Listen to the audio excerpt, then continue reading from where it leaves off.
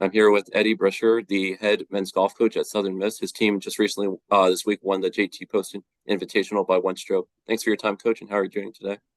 Doing good. Thanks so much for your time and having me on today. Yeah, Honored to be here with you.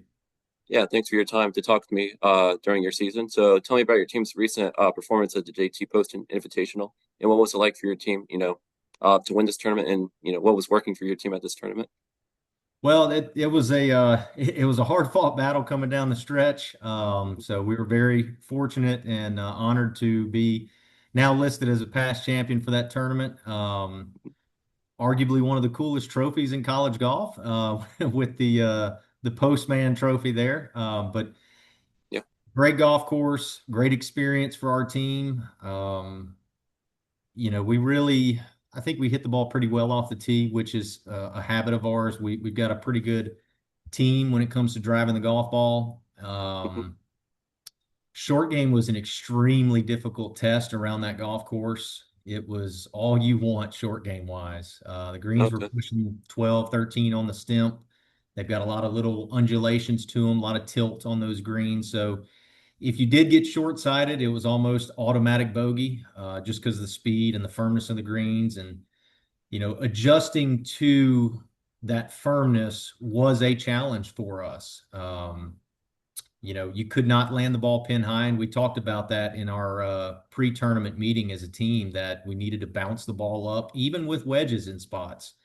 Obviously, that's dependent on the pin location, the wind direction, things like that. But it was a fantastic test, and very glad the Golden Eagles came out on top. Yeah, your team did well in the final round. What was it like for Matthew Javier and Benjamin Fernandez? They each, had a final round of 466. So what was it like for them, and particularly for Benjamin? He had a final round back nine of 531, and he eagled the 18th hole. So what was it like, to have these two players play so well in the final round? Well, they're both experienced, seasoned veterans for our program. Even though Matthew's just a sophomore, he is wise beyond his years. I'll say that. They're both fantastic world-class players, and for them to do what they did in the final round and step up and shoot 66 is huge for our program. Not a surprise, really, because it's a golf course that if you position the ball well, you are able to take advantage of some of the holes.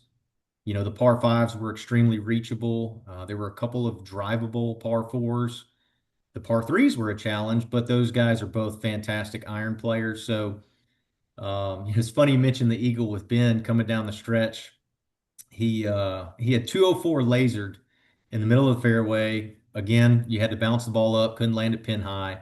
We had helping Okay. wind, we had downhill for the slope. So he looks at me and goes, Coach, I like 9 iron. And without any hesitation, he said, Coach, I like 9 iron. And Wow. I said, Ben, if you like it, man, I like it. But I want full commitment here, because we knew coming down the stretch, we really needed him to take advantage of that 18th par five. And I figured there was some adrenaline coming down the stretch, so he might want to catch this one with a little bit more oomph behind it. And so he juices it, flags it, bounces up to about 10 feet, cans a putt for eagle. Javier right behind him was a little bit farther off the tee with his tee shot. And so same thing, he hit 9 iron as well and ended up converting for birdie. So that was huge for us. Coming down that stretch in that type of moment, when our first guy was on 18 tee box, I checked the leaderboard because I always like to know where we're at. Um, Dependent on the player, I can relay that information to the guy by letting them know, hey, here's where we stand, because that affects decision making. And so knowing that we were four back when our first guy was on 18 tee box was okay, there's a chance, but we're going to need to do something pretty special here. So I'm Yeah. glad both Javi and Ben were able to take advantage of it for us. Yeah, 9 iron from 200. That's pretty impressive, and it's great, for you as coach that you're able to have, confidence in your players, to hit the shot that they feel most confident in themselves. So I think going back to the final round, coach, I think this will give good perspective. You had good final rounds from Matthew and Benjamin, but Jake Moffitt, who's your freshman from Mississippi, yeah, he shot under par each of the first two rounds, but he finished, not the way you would have liked to with a 5 over 75. So as coach, how do you deal with, both, good and final rounds, Matthew and Benjamin? had very good, final rounds that led to the team victory. But then, Jake, I'm sure would have liked to, played better in the final round because he shot 5 over.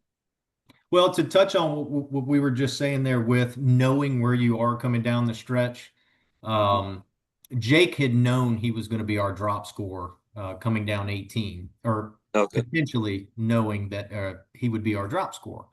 And so I had asked Jake as he approached, I said, "Hey, I need to know that your scores in live scoring are correct because there is a tendency that that does get messed up at times." So Yes. I want to know, I want to be able to relay that information to Jake. And I know Jake wants to know in the moment, like, hey, where do we stack up? Because I need to know what I need to do. And so he confirmed, hey, I'm 5 over for the round. And I knew that Mick had already posted 4 over for us. And so I was able to relay that info and say, Jake, Eagle here cuts us by 1. And so you'll actually be able to help cut that 4 shot deficit for us a little bit if we can get this up and down after he pipes it down the middle. And so it changes his thought process. He's now able to be more aggressive with the freedom versus if it's a little bit different situation and you're trying to hang on to a lead, he's chasing and now he can be a little bit more aggressive. So he fires at it, ends up a little bit short. That leaves him a pretty straightforward pitch shot from short of the green. And so, already knowing that, my assistant steps in because he was up working the green. I go around behind the green to be with the rest of the guys. He knows he needs to chip this in to in order to secure eagle and cut us another shot. Didn't do it, but still, having that experience coming down the stretch is going to be beneficial for him, especially as a freshman. Yeah. He's going to be able to take from those experiences, and I call it filing system. So the experiences that you have, he's now going to be able to add that to his filing system to then be able to pull from in the future in case he's in that situation again. Um, it was kind of a roller coaster day for Jake. I think he had 7 birdies that final round. So although he was not the best for his score individually, he was a great 4 ball partner. Had it been a 4 ball situation, but knowing that he can make 7 birdies in a round, that's still a huge positive for him, especially going forward to our next event. Yeah. So, Coach, what I take from what you said is you like looking at the leaderboards, especially, when the scores are so close, like it was in your, your recent tournament with Kennesaw State, because you like to relay to your players and know, what your team has to do. Is that, correct? Yes, absolutely. Yeah. And whether it be, I understand there's both sides of the spectrum when it comes to leaderboard watching. Yeah. At the end of the day, the first round is kind of irrelevant. You want to know, okay, how's the golf course playing? What are the scores looking like out there? So I could see as a player, you'd want to check that. But if you're coming down the stretch, especially the last 9 holes of a tournament, I would like to know, I would like my players to know where do Yeah. we sit? Because that will then dictate what type of game plan you're going to execute. If you know you've got a 4 shot lead, okay, well, statistically, I can lay back a little bit and I don't have to be as aggressive. But if you're playing with the mindset of I'm one back, I'm one back, I'm one back, eventually you're going to continue to loosen up, especially through impact with your golf swing. You're not going to be as nervy when it comes to, say, making a little bit of a slider putt from 6 feet where it's kind of 50-50 make percentage. You're going to be a little more freed up if you know, Yeah. hey, I need to make this to move up the board versus, hey, I need to not miss this to give this tournament away. So Yeah. I think that takes into account knowing where you are coming down the stretch in a tournament situation. Yeah, I'm the same as you, Coach. I know some people and some coaches that I've talked to, they like looking at the leaderboard, and some don't. So I think I would agree with you. Finally, about the JT Poston, just what does this team victory mean to your team, particularly given that your team was so close, coming down the stretch with Kennesaw State, and they shot 7 under as a team, their Well, team. So just what does this team victory mean? it means a lot. It means that it's validation for why do you wake up early and go to workouts? Yeah. Why do you spend all this time developing your golf game and your skills as a golfer? Why did I spend all that money as a junior golfer and travel all over the place to compete in events? Well, it's for moments like this. Yeah. So it means the world to as a player, a coach, or however you want to look at it, it means the world to everybody that all that time and money spent to acquire skills to compete at an elite level. Well, this is validation that, hey, that was worth it. So it means the world to our team. And look, for the record, Coach Odom is a very close friend of mine. If he is the head coach of a golf program, they are going to be a great golf program. Yeah, All of his players are fantastic players. It was very fun, no matter how it shook out, And I told Coach Odom that after the tournament, I shook his hand and just let him know how much respect I have for him, for his program, and for Kennesaw State because they have a very good program, and it would not surprise me if they go and bounce back in their next tournament. yeah, that's great. So after the victory at the JT Poston, now your team, your next tournament will be in Wisconsin at TPC Wisconsin. Second consecutive year playing this tournament for your team, and it'll start on Monday. So what do you see for your team, in your next tournament, starting on Monday in Wisconsin? Well, it'll be a new golf course this year. It'll be at TPC Wisconsin, so a different course than the University Ridge course we played last year. So Okay. our processes will remain the same. The way that I like to structure things with our program by moving around to different golf courses to get players out of their comfort zone is exactly what we're going to do when we go to Wisconsin. We don't know that golf course. No one on my team, myself included, has ever seen this property before. But if you've got an exam coming up, what's the first thing you're going to do? You're going to study for it. And so that's what we're going to do for our practice round. We're going to do our homework. We're going to try to figure out what's the best lines off the tees. How's the golf course playing? Let's check the weather. What's the weather going to be like? Is it going to be cold? If it is, the ball will go shorter. If it's going to be warmer, firm, ball is going to go farther.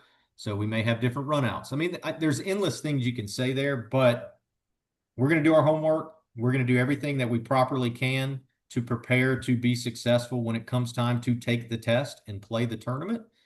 And hopefully that means that it'll pay off and we'll come out on top this week. Yeah, hopefully. So in a month, you'll host the Fallen Oak Collegiate, your home tournament at Fallen Oak Golf Club, October 18th to 20th. So just tell me about this tournament. I know it has a great field, and Fallen Oak Golf Club is over an hour drive away from your campus. So just tell me about this tournament and hosting at Fallen Oak about over an hour away from your campus. Well, Fallen Oak is a an unbelievable facility. It's a golf course that we do play throughout the year outside of the tournament. It's everything you could want in a golf course. It's long. There's sub air under the greens, so they can control the moisture levels in the greens.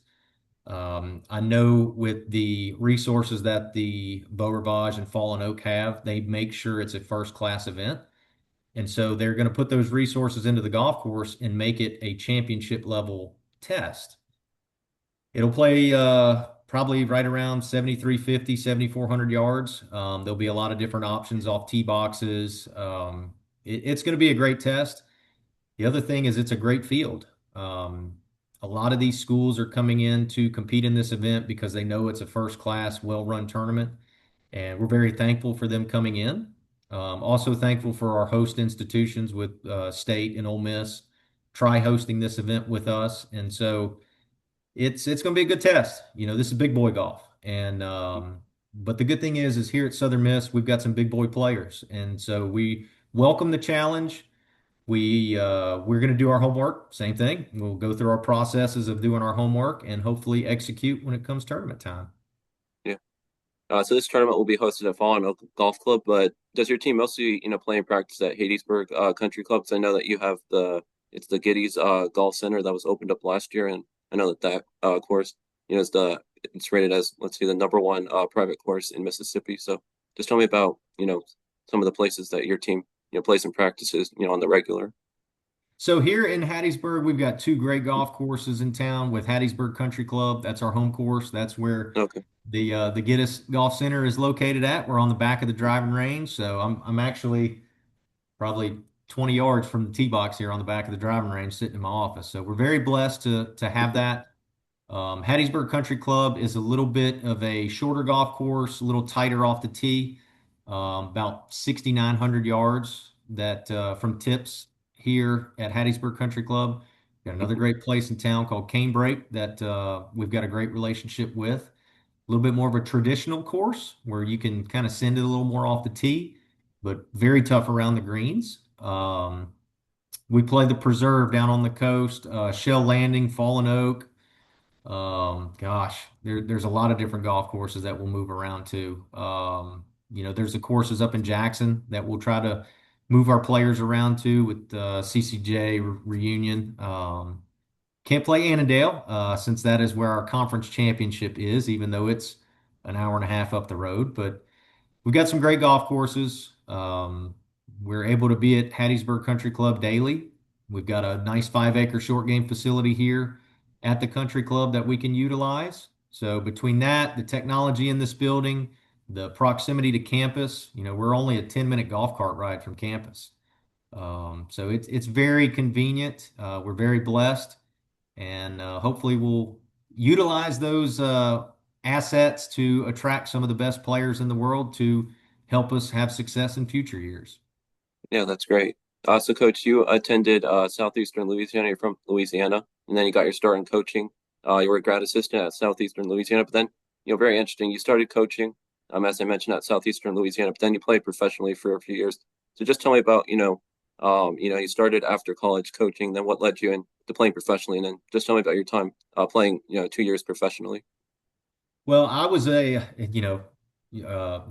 breaking news. I was a walk-on at Southeastern. We had a No, very global, talented team. We had a couple pretty good runs the years that I were there. I wish I could have contributed to some of that, but we did have some good runs there at Southeastern. Team was top 50 in the country for Division One multiple times. There were a couple years where we had 3, 4 wins per year, multiple guys winning. So it was a very, very good environment for me to train in daily as a collegiate athlete. I did work my way up on scholarship and was an asset to the team, both on the golf course and in the classroom. So I was very blessed and fortunate for that. Got done with school, was able to, got done with my eligibility, was offered a graduate assistant position to get my master's. Pursued that and also wanted to kind of change roles and be on the coaching side of things. So I got a little taste of that as a graduate assistant. But I didn't want to be the age I am now in life and wonder what if.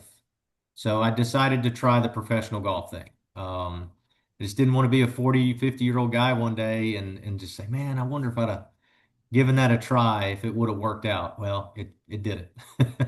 I tried it for a couple years, was had made a little bit of money on the mini tours. Started with a pretty low amount of money, but stretched it out and made it last for 2 years. But after that, I knew that hey, if this doesn't work out, the good thing is I have my education. I have a fallback plan. Since it didn't work out, I knew that coaching was something I really wanted to be in. I thoroughly enjoyed my time as a student athlete, and so I pursued coaching opportunities in the world. And it's a very tough industry to get into. There's not a lot of turnover, and so getting that first job was a little bit difficult. So I was able to get a job at Millsaps College in Jackson, Mississippi. We had a lot of success there. We won multiple tournaments. We increased our national ranking substantially. Um, and then that opened a door and led to being an assistant coach at Southern Miss. So been here 13 years now, both as an assistant coach, head coach. Worked on both sides, men's and women's side of things, and now here as the head men's golf coach, and very fortunate to be in the position I'm in right now. yeah. So I've talked to other coaches who still, play a little bit. You played professionally, and I see that you play, a little bit in some tournaments whenever you can. So given that you still compete a little bit and you played professionally and you also played in college, does that give you a good perspective just to know, what your players are going through during a tournament, especially, coming down the stretch like your team was at the JT Poston? I'm glad you touched on that. That is exactly why I still compete to this day. Look, we only have a certain amount of time on this earth, and so Yeah. while I'm here, I want to maximize it.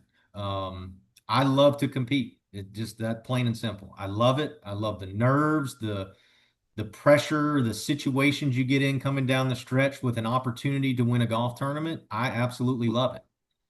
I like to try to recreate that as a player in my off time whenever I am not working and focusing on our team. I like to touch the golf clubs and play in some tournaments. So the other side of that is I've got to be a very organized person in order to have time to do those things. If I'm not organized, then the team will suffer, and that doesn't sit well with me. So I've got to make sure I'm on top of my recruiting, fundraising, roster management, the everything here with the golf center, equipment orders, budgets.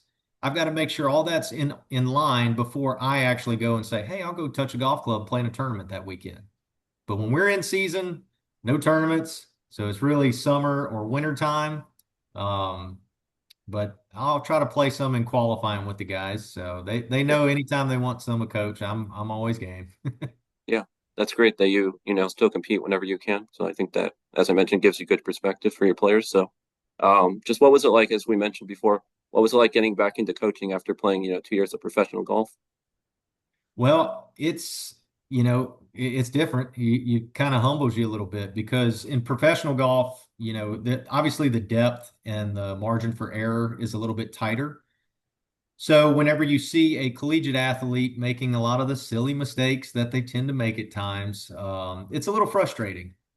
But you've got to also put yourself in their shoes, and that's another big thing that I like to do in life is to always look at things from both perspectives. It's easy as a coach to say, "Oh man, why did he miss that birdie putt?" Guy just hit a great iron shot from 215 to 10 feet. Like you got to make those. Well, even the best players on the planet, their make percentage from 10 feet is not what you think it is. They're gonna miss more than they make from 10 feet. So playing and getting into the coaching side of things really reminds you that, hey, this is a very difficult game. Um, it's just that these kids make it look so easy at times that they make a 215 force carry on a tucked bunker, or I'm sorry, on a tucked pin look so easy. You just can't assume that, oh, they're going to make the putt or, oh, they're going to get that up and down. So it's nice to kind of dig your nails in a little bit and meet with those players during the off days and just see what the statistics say, talk to them, figure out what do we need to do to help this player get better versus in professional golf, it's just you. Now I've got nine of them I got to worry about versus just me. Yeah, and coach, I'll end on this question as I usually do, with coaches. For you, what has it been like coaching at Southern Miss since 2013? And just what do you enjoy most about coaching yourself? I would say, well, number one, it's fantastic coaching at Southern Miss. We've got pretty low cost of living. Cost to Yeah, attend our school is pretty low. Our weather's amazing. Our schedule's great. Resources are in order here. So it's a fantastic option for recruitable athletes to see that, wow, Southern Miss is legitimate in golf. We've got a university that really invests in us and allows us to have a good budget to take care of the players. So you kind of couple all that together. Then you've got the city of Hattiesburg. It's just we love it here. My wife and I, we both said, we came here, we didn't have any kids, now we got three kids. So all of our children were born here in Hattiesburg. We love it. It's a great place to call home. yeah. I what was the second part again? Remind me. Just what do you enjoy most about coaching? Oh, so it's funny. I'm starting to get to that age now where my former athletes are sending me wedding invitations and baby announcements and things like that.